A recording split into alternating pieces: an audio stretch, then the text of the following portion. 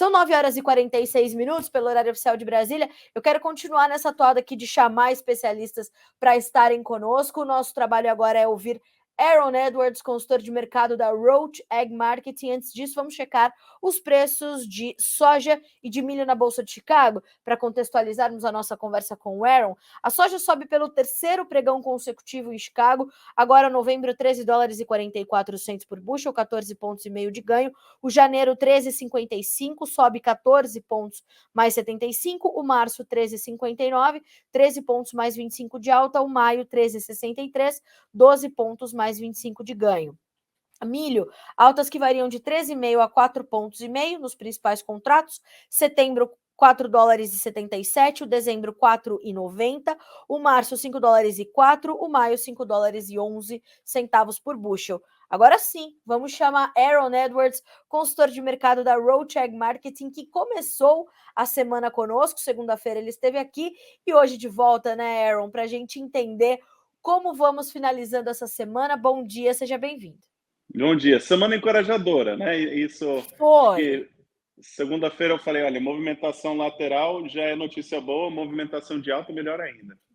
Que coisa, né, Aaron? A gente foi redesenhando novos patamares para os preços da soja, as altas foram se consolidando e a gente está vendo esse contrato novembro com 13 dólares e, nesse momento, 44. Se a gente olha para o maio, que é referência para a nossa safra, 13,62, encorajadores mesmo. O que levou a esse movimento, Aaron? Foi um conjunto de fatores? Olha, os estoques de soja, e a gente tem falado isso, mas é muito importante que todo mundo entenda. Os estoques de soja nos Estados Unidos estão extremamente apertados e a safra por aqui vai ser uma safra menor. A gente pode falar se é muito menor ou um pouco menor, mas eu acho que a produtividade acima de 50 bushels por acre ainda é otimista. Eu acho que essa produtividade pode cair mais um pouquinho. Semana que vem a gente tem o Pro Farmer Tour, então nós vamos ter uma outra opinião sobre o mercado. Então, os estoques estão apertados, todos os contratos que têm vencido em bons patamares, os prêmios estão fortes. Esse é o cenário hoje. O cenário para quando chegar a próxima safra brasileira é provavelmente a maior oferta de soja que o mundo já teve, especialmente se El Niño der uma boa safra no Brasil, boa safra na Argentina, boa safra nos Estados Unidos, como costuma ser. Então, para 2024, a expectativa é de muita soja, mas no curto prazo ainda tem essa escassez. Então, nós estamos nessa queda de braços. Os prêmios, tanto no Brasil quanto nos Estados Unidos, e quem vai conseguir o volume de exportação nesse resto do ano é a notícia, pelo menos para 1 ou 2 meses, quem que vai ser competitivo nas exportações é uma notícia muito fundamental. Será que o Brasil vai continuar dominando esse espaço de exportação? Ou os compradores do Brasil vão falar, não, espera lá, a gente tem que segurar um pouco da soja para a gente, deixa os Estados Unidos vender soja. E essa queda de braços que a gente está vivendo hoje, e essa rodada dessa semana foi para os compradores. Assim, foi a favor dos vendedores, né? Os compradores que entraram mais agressivos. Aaron, inclusive, as margens de processamento de soja aqui no Brasil estão negativas, porque a gente tem visto a exportação talvez pagar melhor, e a gente vê como acontece toda a safra, essa disputa entre a exportação e a demanda interna, quer dizer, um reflexo desse cenário que você acabou de trazer para nós. Perfeitamente. E aí, a principal incerteza, então a gente está chegando no finzinho da principal incerteza ser a safra nos Estados Unidos. Daqui a pouco nós vamos estar falando da produção do Brasil, assim que começar o plantio. Mas hoje, assim, olhando para as próximas semanas, quem que vai ser competitivo nas exportações? Quanta soja o Brasil ainda vai exportar? A China está comprando soja, recorde de produção de soja no Brasil, recorde de estoques, mas também recorde de exportações. A gente não está falando de uma demanda fraca, a gente está falando do Brasil dominando a demanda. E se olhar os estoques brasileiros em dias de uso, né, quantos tem estoque para quantos dias, é o nível mais alto dos últimos 5 anos, mas é abaixo do nível histórico. Então, assim, em termos confrontando estoques com uso, não é que existe uma abundância tremenda de soja no Brasil, os Estados Unidos está apertado. Então, assim, o comprador tem que ser esperto para garantir que consegue a soja que precisa, tanto domesticamente, nos Estados Unidos e no Brasil, quanto no mercado de exportação.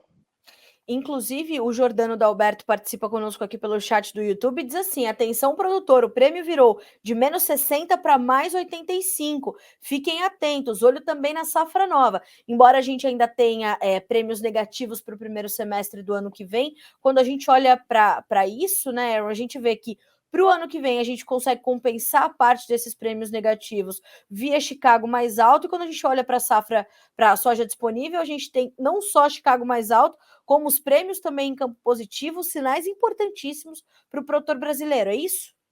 É isso. Agora, a distinção que é importante é que premium é específico a local, específico a disponibilidade de entrega. Certo. Então, eu não sei se justifica você falar, sendo que o prêmio da safra velha, da soja disponível, é forte, então o prêmio da safra nova precisa fortalecer. Essa relação nem sempre é tão direta. Agora, se o prêmio em agosto já está fortalecendo, eu acho que é muito provável que daqui para frente, nos próximos 1 a 2 meses, o que vai carregar o preço da soja no Brasil vai ser mais o premium do que Chicago. E hoje a soja brasileira é muito mais barata que a soja dos Estados Unidos. A pergunta, falando de soja disponível, não tem soja disponível nos Estados Unidos, praticamente, ainda tem no Brasil, mas quando chegar a soja de safra nova nos Estados Unidos, será que a soja vai ficar tão barata que a soja norte-americana vai competir com a soja brasileira e eles vão estar disputando o fundo do barril? Ou será que não vai ter venda e a soja brasileira, se ela quer ser competitiva no mercado de exportação, ou se o comprador doméstico quer ficar, vai ter que leilão, né, pagar o que for necessário para segurar essa soja.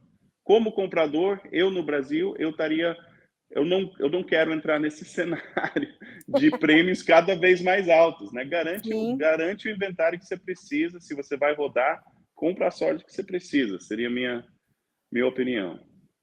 Agora, Aaron, eu quero entrar no assunto contigo aqui do clima nos Estados Unidos, mas antes eu vou só trazer uma pergunta do Luciano Porto, e na verdade, antes disso, um comentário do Jordano também, do Jordano Dalberto, que diz: Aaron, o melhor analista de mercado do Notícias Agrícolas, parabéns, então já recebendo elogio já cedo aqui em Aaron Edwards. Aí dá para terminar sexta-feira, né? Isso é bom demais. E o Luciano Porto, qual a perspectiva do senhor Aaron Edwards para a safra velha nos próximos 60 a 90 dias? Uma pergunta bem interessante se a gente for entender o cenário atual, né, Aaron? Soja disponível, eu trabalho com os meus clientes com o que eu chamo de temporada de venda. Tá? A comercialização, as regras do mercado são cheias de... É um pouco melhor que você jogar uma moeda no alto. 60% do tempo é um, 40% do tempo é outro. Mas se você alinhar essas 60 de 60 de 60, você vai aprimorando e vai tomando decisões informadas. Então, uma das coisas que eu uso para balizar eu chamo de temporada de venda. Qual o período do ano em que existe a maior probabilidade de ser alta no mercado doméstico? E para a soja, isso é setembro ou novembro. Então, ainda não estamos na temporada de venda, estamos quase, mas vender soja disponível nessa janela de tempo, não estou falando que é garantia de acertar alta, mas coloca o risco-benefício a seu favor, que você está alcançando esse potencial de patamar mais alto. Aí aproveita um dia de alta, aproveita outros indicadores para ajudar a sustentar. Então, eu continuo otimista em relação à soja disponível. Da mesma forma, quem me acompanha, quando soja chegou próximo, eu estava encorajando vendas para nova. Então, ali que está... Uhum. Desculpe, travou um pouquinho a sua Cortou? internet, a gente não conseguiu ouvir. Voltou, a gente não conseguiu ouvir o finalzinho do seu raciocínio. Então, assim, temporada de venda de soja é setembro a novembro. Então, se você tem soja disponível, eu continuo otimista. Eu acho que tem a possibilidade, a probabilidade a seu favor de ser paciente nessas vendas. Ótimo. Tem mais uma pergunta para ti aqui, Aaron. Qual a sua expectativa de faixa de preços para soja disponível em março 24? A gente tem chance de vender melhor esse restante de soja que a gente tem no começo do ano que vem, Aaron? É mais arriscado, é mais aventura levar essa soja para comercializar nos primeiros meses do ano que vem? É uma excelente pergunta, tá? Eu não tenho bola de cristal, né? Então, assim, perspectiva de preço 6 meses no futuro é muito difícil. Agora, algumas coisas para ponderar. Eu sempre encorajo vendas, 3 motivadores de venda, tentando acertar a alta do mercado. Número 2, margem financeira, lucro. Aí você tem que saber se está trabalhando em dólar ou em real, qual que você tem que estar precificando. Ou eu entrei na entrevista, quem deu a entrevista antes de mim falou muito bem sobre o custo fixo está coberto, então custo variável. Isso se aplica, por exemplo, safrinha. Então, entender os seus custos, cobrir os custos com margem. E terceiro ponto, fluxo de caixa. Falando de tentar acertar a alta, vender soja em qualquer mercado no período da safra daquele mercado não costuma ser uma boa estratégia, tá?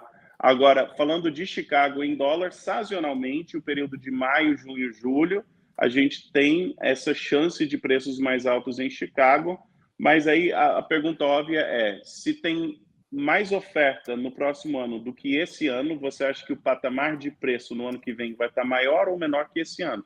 A verdade é que ninguém sabe, mas eu tenho dúvidas, porque eu acredito que em ano de El Niño, a América do Sul e também os Estados Unidos vão produzir muita soja. E se isso acontecer, eu não sou tão otimista em relação aos preços da próxima safra, quando essa soja oferta estiver disponível. Aaron, eu queria entender também como é que você está vendo a oferta norte-americana, que a gente tem no front essa onda de calor prevista para os Estados Unidos, que está muito, muito latente agora o assunto. O USDA trouxe no seu boletim diário de meteorologia uns sinais para isso, falando que essa onda poderia chegar principalmente ao oeste do Corn Belt. Como é que você está vendo esse fator clima para concluir a safra americana, ainda pesando no andamento das cotações? Se eu fosse chutar, eu chutaria que o relatório de segunda-feira vai trazer cortes de novo da produtividade pelo menos da soja. Assim, aumentou na segunda-feira passada, talvez volte um pouquinho, né? Aumentou 5 pontos na última segunda, talvez recua um pouco. Mas tem que lembrar que o ciclo está chegando próximo do fim. Então, cada semana que passa, é aquela coisa, tá? Já está comprometido, mas também já está terminando o ciclo. Então, a safra norte-americana, especialmente para o milho, mas também para a soja, é um cenário que a produtividade esperada hoje é fraca, mas não o suficiente para trazer maiores danos ao que nós já sabíamos sobre oferta e demanda. Outra forma de falar isso na soja é, se cair muito a produtividade, mas a demanda norte-americana não recuperar, os estoques vão crescer da mesma forma por aqui.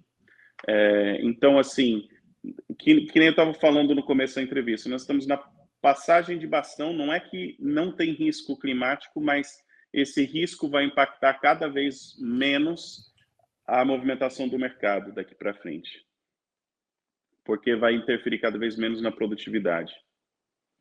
Aaron, eu estou, infelizmente, com o meu tempo hoje um pouco mais restrito, mas para finalizar aqui a sua participação, eu quero fazer um convite para a nossa audiência, porque você vai estender o seu conhecimento, né, Aaron? Dia 29, às 19 horas, horário de Brasília. Vamos ter uma live, né, um conteúdo especial que você vai promover às 19 horas, como eu disse, para que você possa mostrar de como investir poucas horas de trabalho ao longo do dia, ao longo de momentos críticos do ano, momentos também de oportunidade, para transformar a receita do produtor e transformar as estratégias dele de comercialização, não é isso? Isso mesmo. Participe conosco e eu acho que deve ter um link também para entrar, se quiser ficar por dentro dos detalhes, a gente pode copiar ou divulgar isso também. Ó, aqui, o pessoal que está nos acompanhando aqui no Bom Dia Agronegócio, aqui ao nosso lado tem uma janelinha do chat.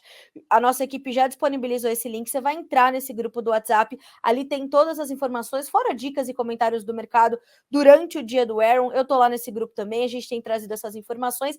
E dia 29, né, Aaron? Bota na sua agenda às 19 horas, horário de Brasília, porque dá para ter estratégia para passar por isso. Apesar desse susto que os preços deram, as margens para a safra 23-24 ainda podem ser saudáveis, embora não sejam tão robustas como as dos últimos 2, 3 anos, mas com estratégia dá para passar por isso com saúde financeira, não é isso?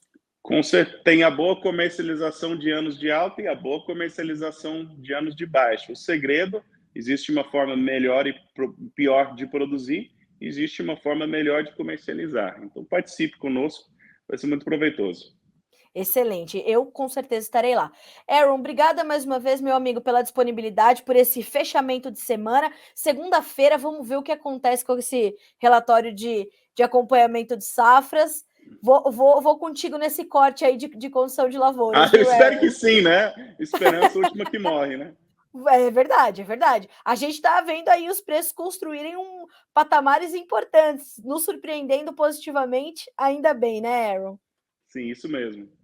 Obrigada, Aaron. Um bom final de semana para você, meu amigo. Continuamos a nos falar e te desejo um final de semana. Acabei de falar para um outro colega analista. Te desejo um final de semana de descanso. O mesmo desejo para ti, Aaron, porque que semana, né, meu amigo? Tivemos uma semana intensa.